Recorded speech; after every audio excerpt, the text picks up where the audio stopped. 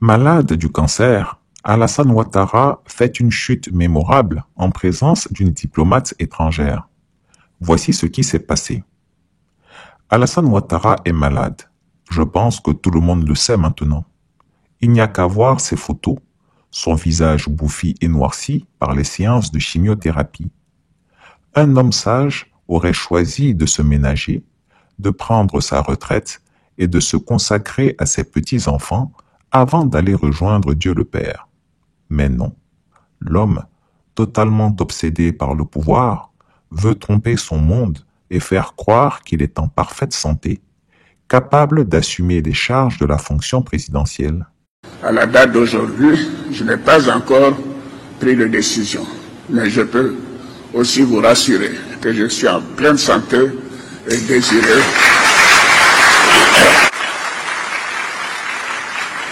Je suis en pleine santé et désireux de continuer de servir mon pays. Il y a quelques semaines, il a reçu une diplomate étrangère pour un entretien privé. Tout sourire, il a voulu donner l'image d'un président en pleine possession de ses moyens, maîtrisant la situation, dirigeant d'une main de fer. Mais la réalité est implacable. À la fin de l'entretien, dans un élan de courtoisie, il décida de raccompagner son hôte. Il fit quelques pas et brutalement son corps lâcha. Il s'effondra de tout son long devant la diplomate, sous ses yeux interloqués. La scène fut aussi brutale que surréaliste. Un chef d'État, en pleine conversation, qui s'écroule soudainement, incapable de se relever. Un silence s'installa. Personne n'osa bouger, tant la situation était inattendue. Puis ce fut la panique. La garde rapprochée accourut précipitamment, se ruant sur le corps inerte du vieux dictateur. On tenta de le réveiller, mais il ne réagit pas. Des minutes s'écoulèrent, longues et pesantes. L'homme était inconscient. Les médecins présidentiels, appelés en urgence, mirent du temps à arriver. Pendant ce temps, la diplomate fut invitée à patienter. Elle assista, impuissante, à cette scène inimaginable. Un homme, censé incarner la stabilité du pays, étendu au sol sans réaction. On finit par lui demander de partir, tout en lui recommandant expressément le silence, car une telle information ne doit en aucun cas fuiter. Chers Ivoiriens, voici la réalité. Pendant que la machine de propagande du régime tente de nous vendre l'image d'un président fort, apte à gouverner, la réalité est tout autre. Alassane Ouattara est un homme diminué, usé par la maladie et les traitements. Son corps l'abandonne, mais il s'accroche désespérément, refusant d'accepter l'inéluctable. Il peut mentir aux autres, mais il ne pourra pas échapper à son propre sort. Ses derniers moments de président sont arrivés. Quand c'est pas cadré maintenant, il a tel âge, bon. C'est-à-dire, moi en main, Gbagbo Laurent, demi-mandat, Alassane Ouattara, 20 mandats, je choisis Alassane Ouattara. Je ne veux même pas que Gbagbo fasse demi-mandat. Avant, je le connaissais, hein. Je savais qu'il ne pouvait rien. D'après les jeunes, je savais qu'il ne pouvait rien créer, rien. Moi, je savais qu'il ne pouvait rien créer, rien du tout. Moi, je savais que je suis quand même, pour l'avoir côtoyé, avoir vu un peu, je savais qu'il ne pouvait rien. Les Ivoiriens lui ont accordé un forfait de confiance. Il est devenu président par défaut, en 2000. C'est-à-dire à défaut de mieux. Alassane a été recalé, Ali Konan Bédiéta Sonam a été recalé, Lali Padika a été recalé, tous ceux qui avaient quand même un minimum de coffre ont été recalés. Et il ne se retrouvait pas au général Robert Guéïta Sonam, il a triplé le général, puisqu'il avait un parti, Robert Guéïta n'avait pas de parti, n'avait pas de discours, il a réussi à se poser. Bien, il a réussi à se poser. Mais qu'est-ce qu'on a récolté? La guerre. Ça, j'étais exprès pour vous parler de ça, parce que ce sont les arguments qu'il développe.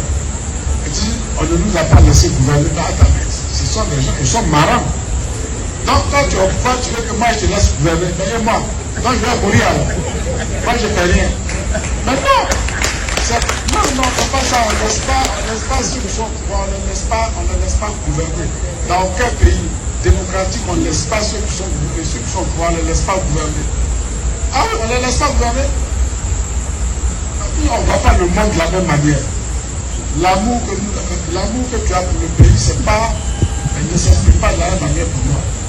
Sinon, on sera ensemble. Et toi, tu dis, on ne nous a pas laissé gouverner. Mais non, justement, on ne doit pas te laisser gouverner.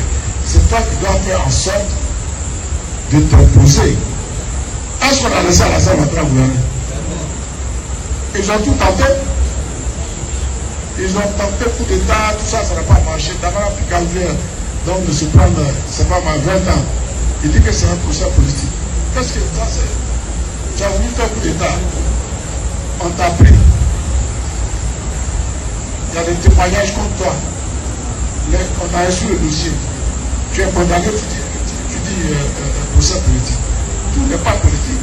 Donc, ils ont tenté nous aussi de nous déranger. Alassane Ouattara, lui, il est très concentré. Il est très concentré sur l'espace directif. Il est focus sur son intérêt. Tout ce qu'on n'entreprend est voué à l'échec. Ensuite, ils disent, bon, dans mon gouvernement, là, dans le gouvernement de Gbagbo, voilà, tous les ministres n'étaient pas FPI. Là, il y a un problème. Ça veut dire que ces gens-là ne connaissent pas le pouvoir, ils ne savent même pas ce que ça veut dire président de la République dans un régime comme le régime de la Côte d'Ivoire. Dans un régime présidentiel, c'est le président qui est la clé de tout, c'est le président qui est l'alpha et l'oméga, c'est le président qui décide de tout. Exemple, est-ce qu'il n'a pas refusé de nommer Kandia Kamara? Kandia Kamara. On a proposé, le président Alassane Ouattara a proposé Kandia Kamara pour être ministre dans le gouvernement de Gbagbo. Il dit non. Elle n'a pas été candidate. Comment tu peux dire que tel ministre n'était pas payé, tel ministre n'était pas payé? Ça veut dire quoi ça? Ça veut dire que lui, il ne se prend pas au sérieux, il ne prend pas les gouvernements. Donc ces gens-là, ils bavardent.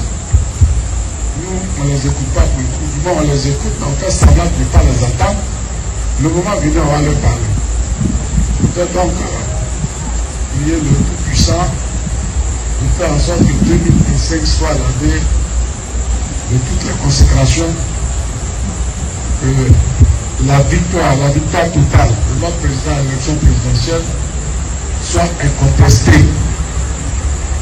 Que le président Alassane Ouattara, que Dieu lui accorde une longue vie afin de continuer à conduire le navire ivoire.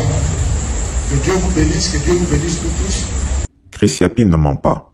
Retrouvez Chris Yapi sur ses 2 chaînes YouTube, sa chaîne Rumble, ses comptes TikTok, X, Instagram, VK et Threads.